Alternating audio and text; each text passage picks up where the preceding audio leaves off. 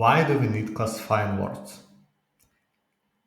Not only in Miao-Yao, but also generally. Classification is needed mainly to specify the word meaning. If there are two or more words that sound exactly the same, but denote very different real-world objects, it's not rare in a language that has only one syllable words, for instance, then the auxiliary classifier helps to distinguish between the possible meanings. The classifier can also be used in two more functions that also can be illustrated with English examples. One of these functions is to add an additional submeaning to the word, like liquid oxygen, not a gas one, not just oxygen. Or to substitute the word, like instead of saying oxygen was cold, we can say gas was cold. And gas is surely a class of oxygen, its category. Miao-Yao uses two different classification strategies: native, where prefixes, and Chinese, where full classifiers. Prefixes have a restriction in that they can't substitute words, but full classifiers don't have such restriction. Miao-Yao prefixes are light open syllables or halves of a syllable with a zero or one consonant onset and a monophthong core. They have only a very restricted set of possible phonemes and bear no stress. These prefixes may harmonize with the noun, for instance, having the same tone. Native classifying system is weak.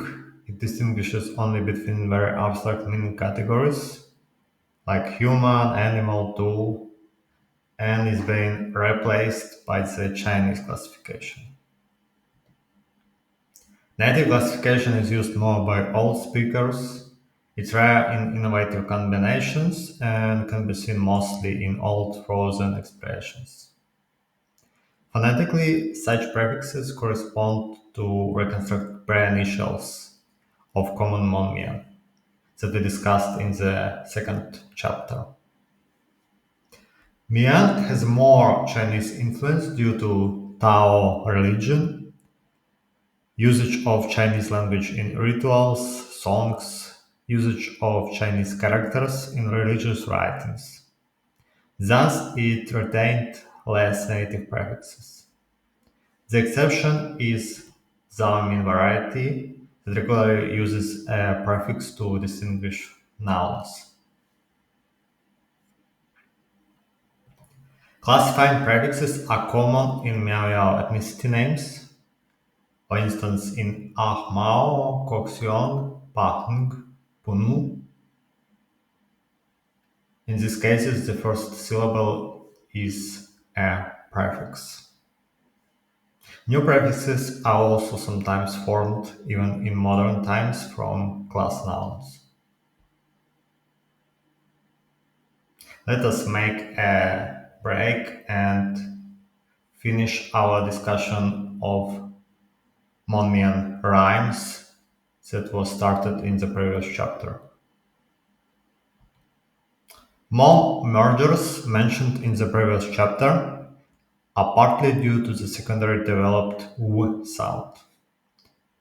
For instance, in these three series, similar development occurred in French between early Old French and modern one, where diphthongs produced new ones that begin to contain a W sound. When the rhyme wasn't preserved in Mon fully, as a rule, the first part of it is more stable. In these examples, you see how the first part of a rhyme is preserved in Hmong and the second one is lost. Only Pahng behaves differently, being probably the first branch to separate from common Hmong, also taking into account conservative initial consonants there, and it behaves as such together with Xo Sion variety. This to preserve better the second part of the Hmong-Mien rhyme, as in these examples. Sometimes final consonants of Hmong-Mien rhymes influenced vowel qualities in these two varieties. We add the intermediate length probably.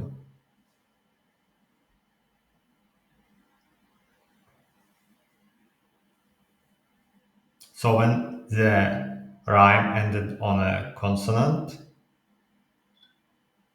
it had one reflexes, and when it didn't, it had another reflexes.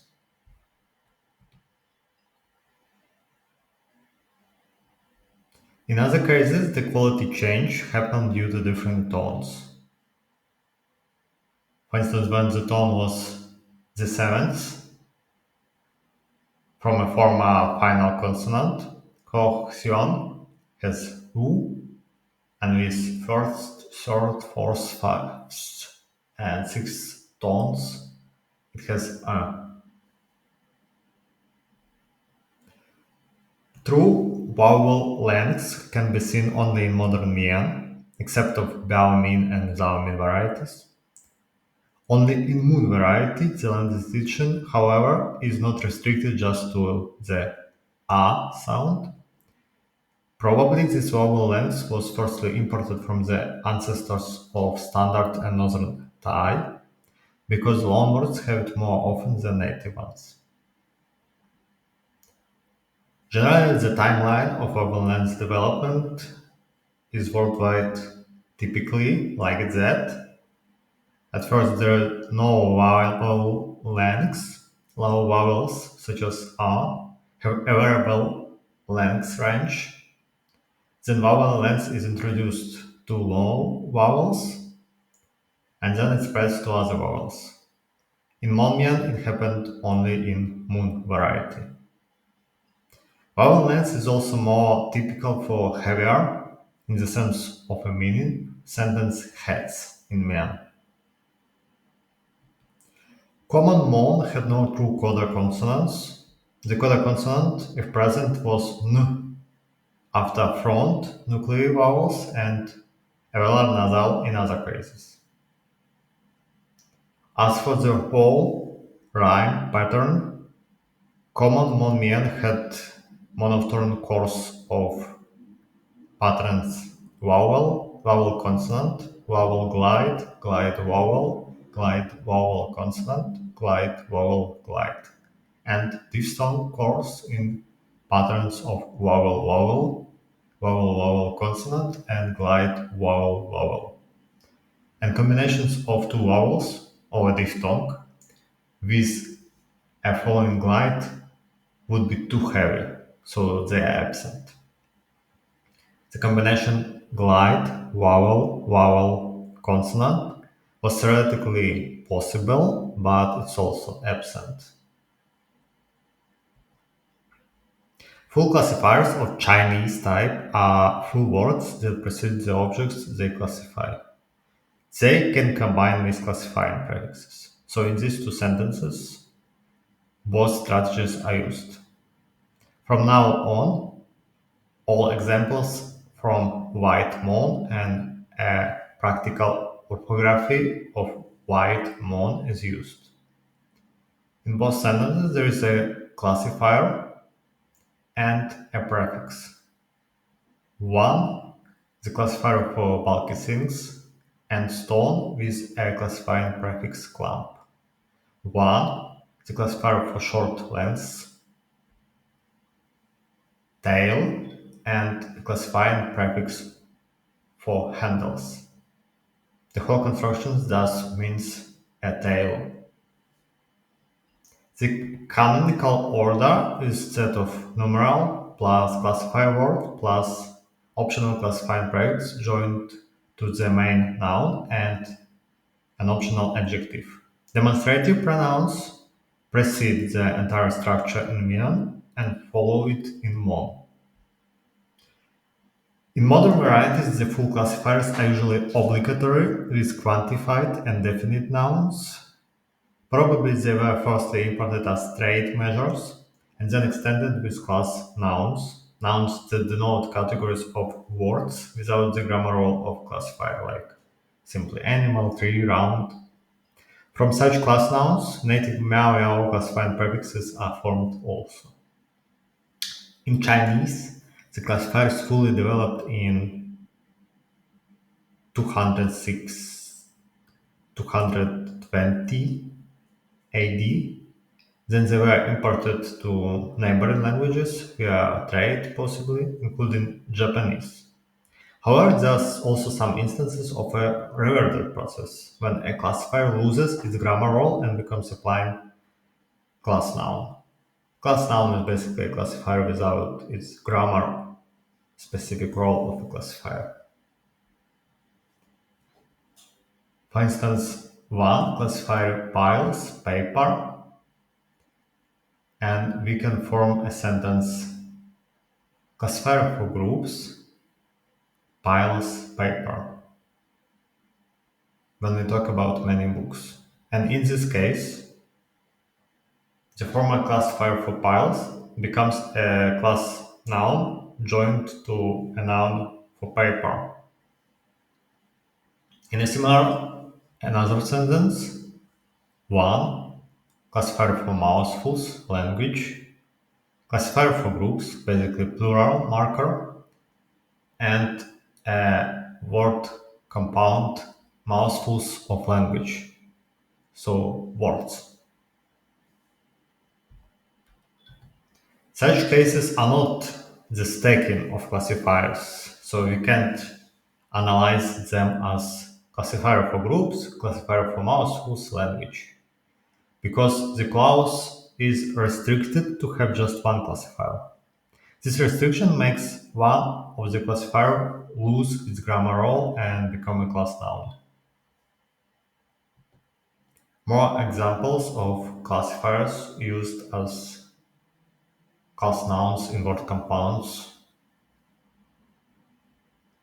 there are.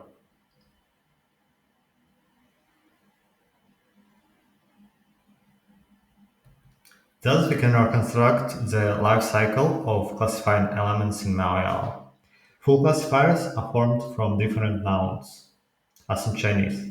Some classifiers can become class nouns, prefixes, are then formed from class nouns. So a full classifier can become a prefix, but the reverse transformation is forbidden. Now this is the task for you. For each of these white Hmong classifiers, propose and write down at least 5 English words that will fall within the classifier category. So we have 9 classifiers. The first one for flat things, then for people, then for round, large things or buildings, then for tools used with the hands, for instance, spoons, forks, then for plants, foliage, then for long things, persons, animals, then for objects in lengths and abstracts, then for times of day, and the last one is for paragraphs and speeches. Write down 5 different words for each of the classifier. Just pause the video, and when you are ready, the task is to create a story that will contain all of the words you created. Thank you for the attention and see you.